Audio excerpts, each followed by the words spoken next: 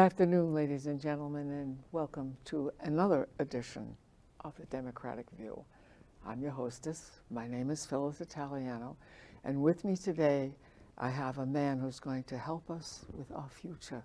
His name is Dr. Michael McDonald, and he is an incredible, knowledgeable person about climate and our planet and how we are going to be able to live and survive through all of this that's coming up to us.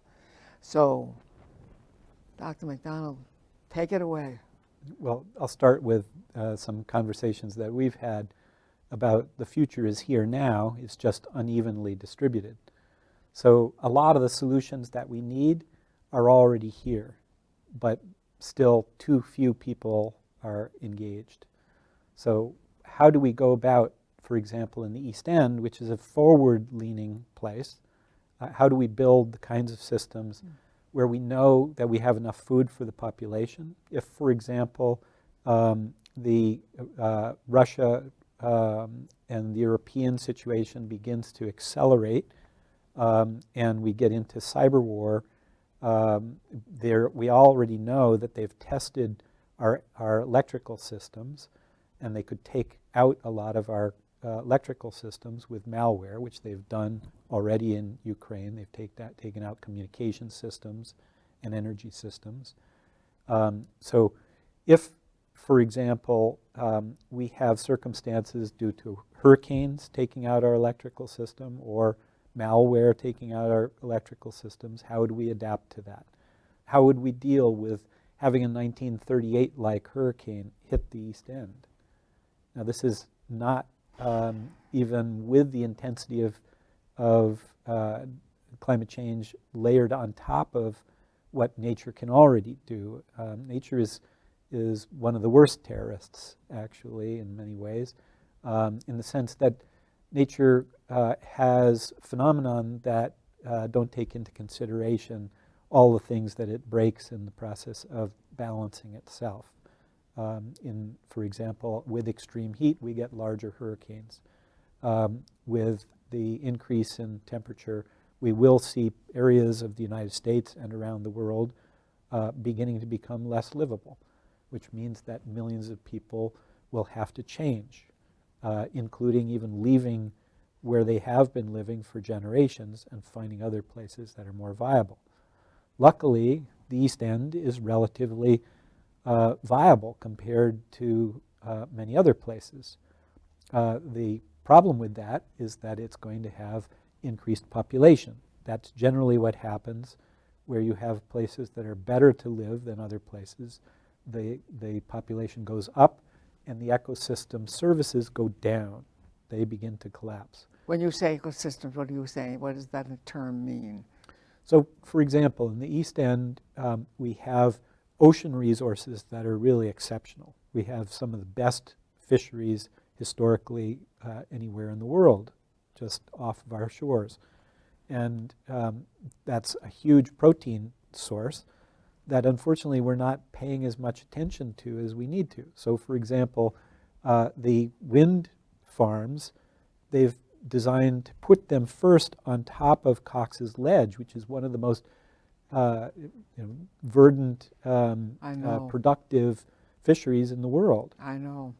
So we need to think very carefully about, as we shift from a petroleum-based political economy to a blue-green political economy, where it's based on terrestrial farming, for example, and water systems that are going to feed future generations and provide other kinds of ecosystem services, that we're protecting those things.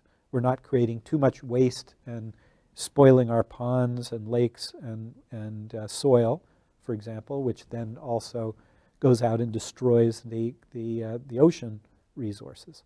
So how do we go from what's Jonas Salk considered to be epic A, where we have this exponential growth in population and consumption that overextends carrying capacities and goes into collapses? How do we turn that into developing communities and societies that live within their carrying capacity, come into balance with the natural systems. So one of the societies that I work with very carefully, I'm going out in a couple of weeks to the Caribbean, to the Commonwealth nation of Dominica, where the Kalinago people, the first people of the Caribbean, that's still the only indigenous community that has its own territory, they are now a resurgent society, but they live largely within nature. And amazingly, when they've gotten hit very hard by the hurricanes, for example, all of their houses essentially were destroyed or severely damaged. The water systems were out, the electrical systems were out, but none of them died, whereas in Puerto Rico, over 3,300 people died in Hurricane Maria. And when I was there following Hurricane Maria, they were still digging up plants that they had been planting essentially for 1,000 years in the same way, root vegetables, because they knew that they were going to get hit by hurricanes, and they knew that they could harvest them for another month and a half until the next round of food could be harvested. So they were fine, but the rest of the island was having food insecurity problems. And this was with what people were they called? What was the name of their Well, tribe? they were originally called the Caribs, which the Caribbean Sea was named after, but they call themselves the Kalinago. And I won't go into all the details of that, but Okay. the Carib began to mean something that they did not feel comfortable with. But at any rate, there are societies and communities that are actually living in a more resilient and regenerative way today. And there are communities that have gotten hit very hard. For example, we work with many communities in Florida. I ran the Florida Disaster Resilience Initiative over the last few years. And Bay County got hit by Hurricane Michael. A Cat 5 hurricane hit Mexico Beach. I don't know if you remember, but there was only one house that somebody who was forward thinking built it for a Cat 5 hurricane, and everything else was destroyed. So we've been working with them. They've gotten hit by the remnants of another hurricane plus the pandemic, so they're really reeling. And a lot of the population, the professional class, have moved away because it was not viable, and a lot of people are still homeless. So how do we find the communities that are most resilient and regenerative? How do we build their systems so that they have social equity and can live within the carrying capacities of their ecosystems at the local and the bioregional level? And that's what we're doing now with the East End Resilience Network and with the Peconic Bioregion Development Corporation, is looking at how do we start building geothermal greenhouses, how do we start looking at the ocean resources in new ways, like having kelp farming, how do we make sure that we're not tapping out our aquifers. For example, Montauk has completely drawn down their water systems, and now they're relying on the springs. But we're now tapping out the springs aquifer at many times its regenerative capacity, meaning that we will soon not have water in the years ahead, and we're going to have to get the water from somewhere else. So these are the kinds of issues that we need to think about when we think about resilience and regeneration. You mean our water in here in springs may not be usable? Meaning that we're using too much of it. In the summertime, we're putting huge amounts of water just to have our landscaping. Oh, please. So, Lawns. What a stupid thing lawns are. yeah. Well, and so people are beginning to shift. They're beginning to adapt. But are we adapting quick enough? Because we've overextended the carrying capacity of the Earth at this point in terms of human population, and we're going to go from almost 8 billion now to 11 billion by the end of this century, unless we see significant shifts to reduce that impact or even collapses, which we're seeing, for example, in Russia. Their population has been dropping, and China is going to see a drop in population, and elements of the US population has been dropping when you don't deal with the population equilibrium with immigration, for example.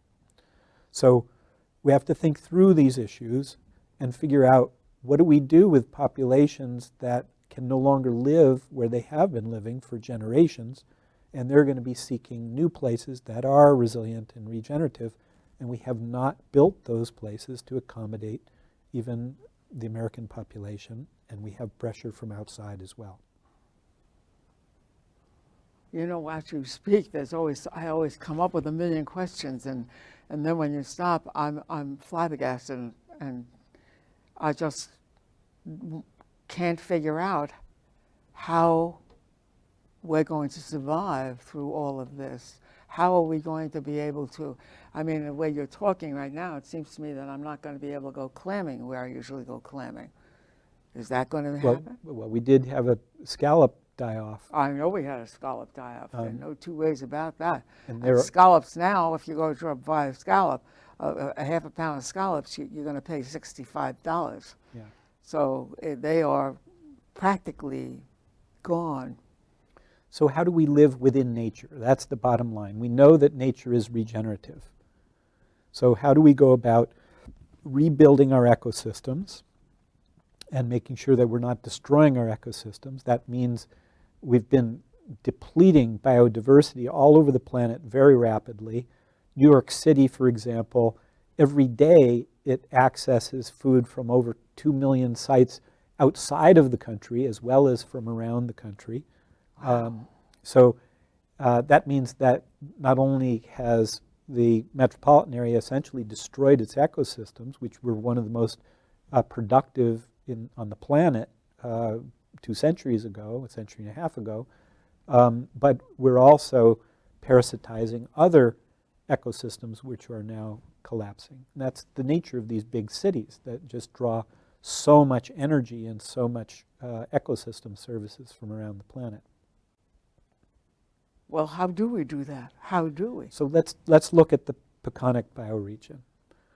One of the things that we have to do, given that we had almost double the population, I don't know exactly what percentage increase, but a huge increase over the last 2 years during the pandemic out here, and we don't produce any food during the wintertime.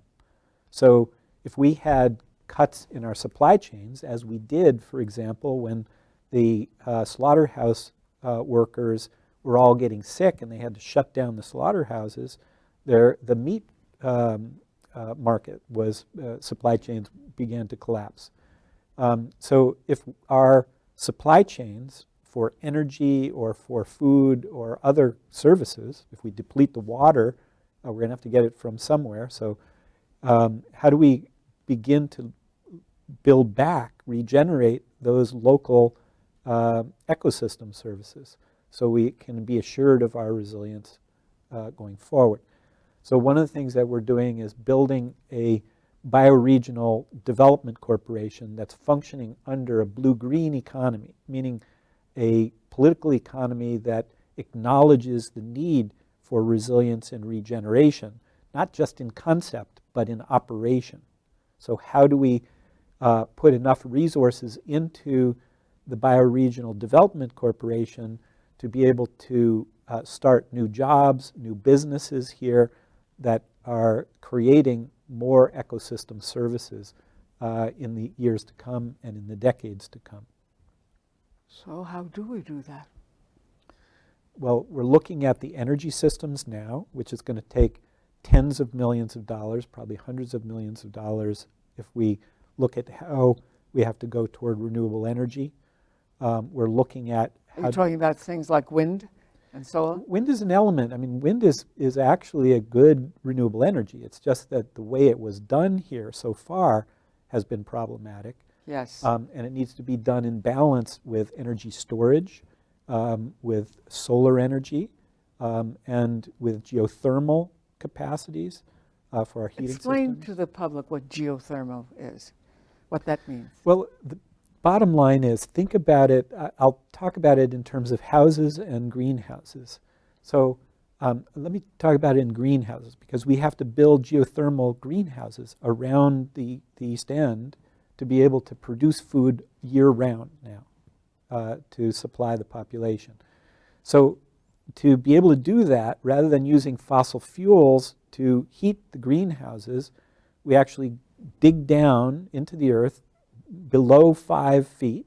Let's say we put in piping below 6 feet, and we use fans which don't take much energy. They can be done from solar and from storage and from wind.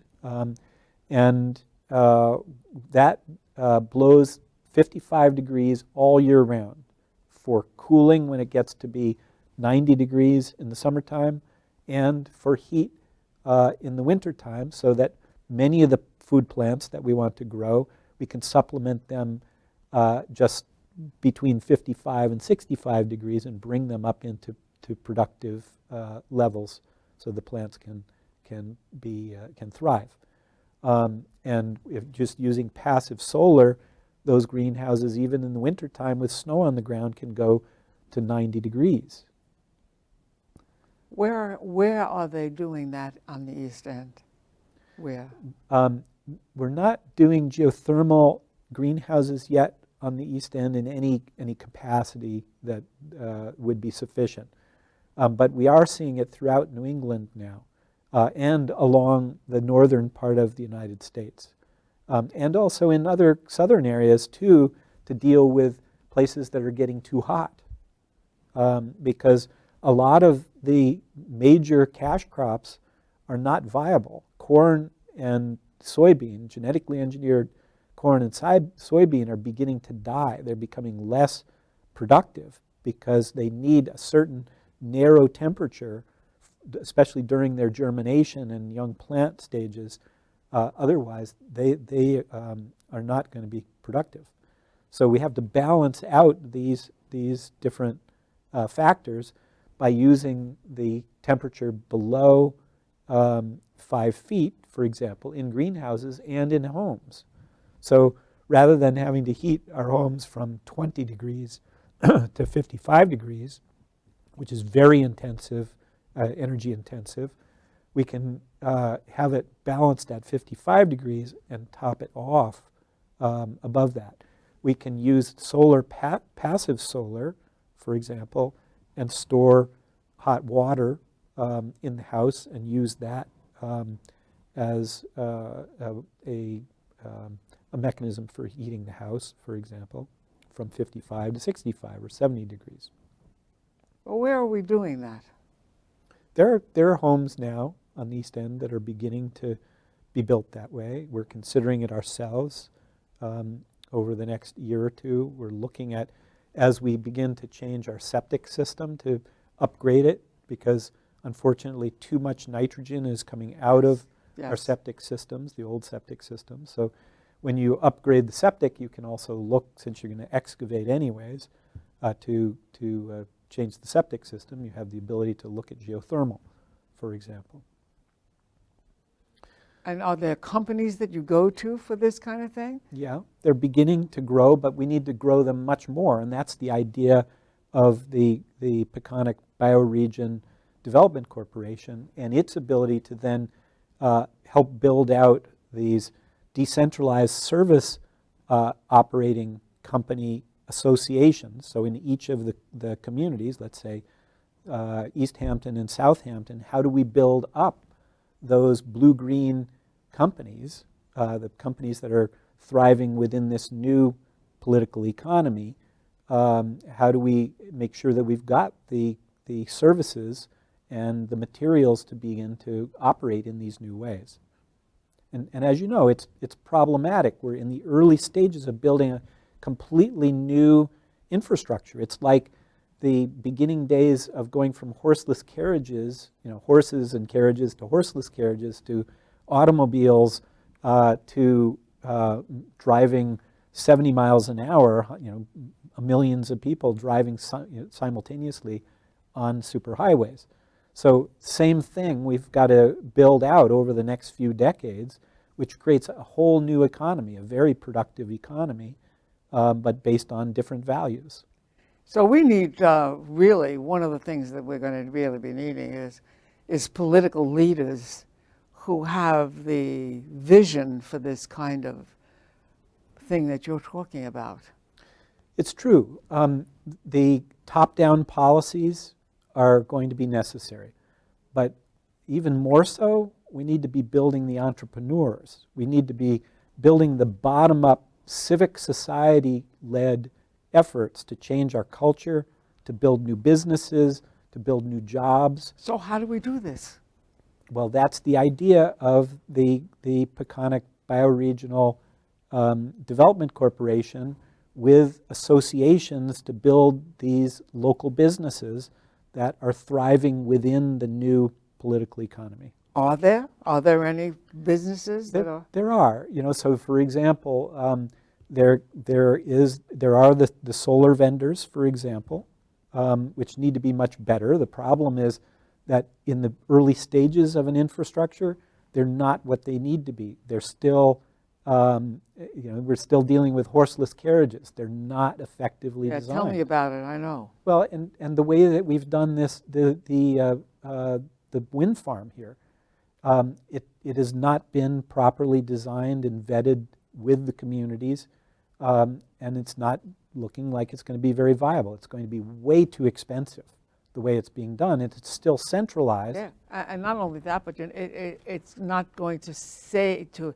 help even in our electrical bills. It's going to make our electrical bills higher. And it's still dependent upon fossil fuels for the baseline energy because it's an intermittent energy source. So you still have to build new power plants to support the wind farms. It's just not, so we have to make this transition. And it's going to take decades. Are there people who can design this kind of a system that will be a viable one and supportive of our economy and of our population? So the future is here now, but it's unevenly distributed, meaning that there are already entrepreneurs and businesses that are moving in this direction very rapidly, and there are trillions of dollars that are now going towards sequestered assets from the oil and gas industries, meaning that they're not going to be able to pull those assets out of the ground because it's not viable in a time of climate change. So the financial industries are already shifting to putting trillions of dollars, hundreds of millions of dollars into funds like carbon offset funds, into environmental, social, and governance funds, into sustainable community funds, into social bonds. So the capital markets are shifting very rapidly. We're working with a manager of financial banking at one of the big banks in New York, for example, that are putting hundreds of millions of dollars into projects like what we're now doing here. And they're showing a lot of interest. And we have a lot of investment bankers out here. We have a lot of people who have significant access to capital. So it's a matter of will. Do we have not only the political will, but the cultural will of the people to begin to take on the process of building these new businesses, of putting the resources in to do the kelp farming, for example, and build that up as an industry, build up the geothermal greenhouses, to manage the transitions of our households to use more geothermal energy, for example, and solar energy.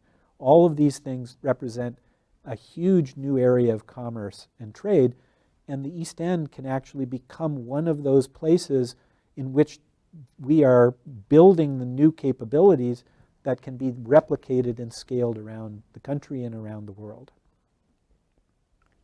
So are we really doing that? Are we going to really be doing that? Well, that's the whole idea of the Resilient American Communities Initiative. So we have over 800 Resilient American Communities sites now, and we're going toward 10,000 by 2025.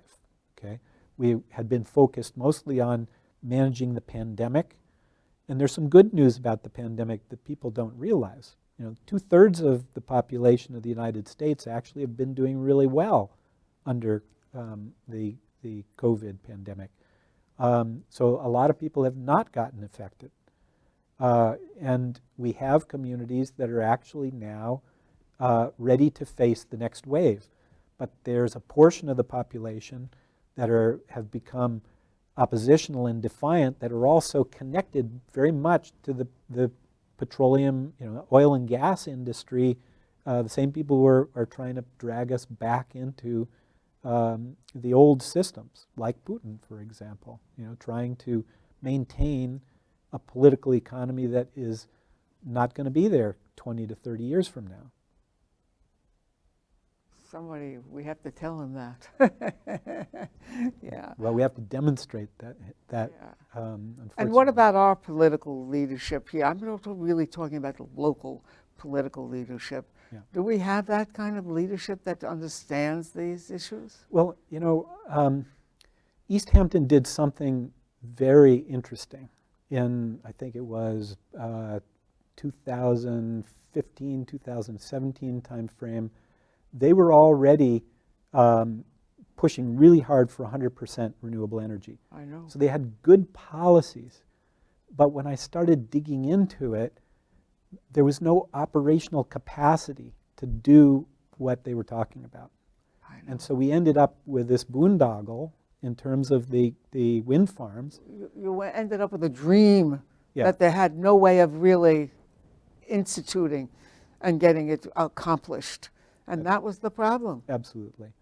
So unfortunately, that's now going to be delayed significantly as well. And we haven't built what we should have been building right from the beginning.